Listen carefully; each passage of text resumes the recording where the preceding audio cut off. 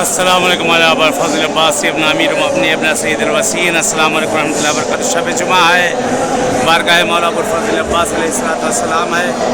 ज़ियारत करने बड़ा रश है, हजूम है। खुदा इंशाल्लाह आप लोग को भी आना नसीब करे।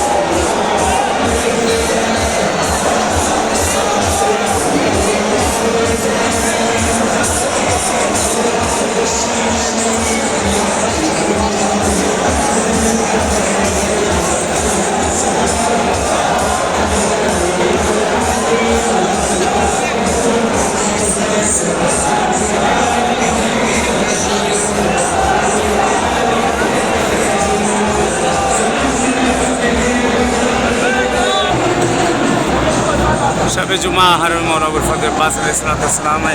खुदा इंशाल्लाह आप लोग को भी आना नसीब करे परवरदिगार।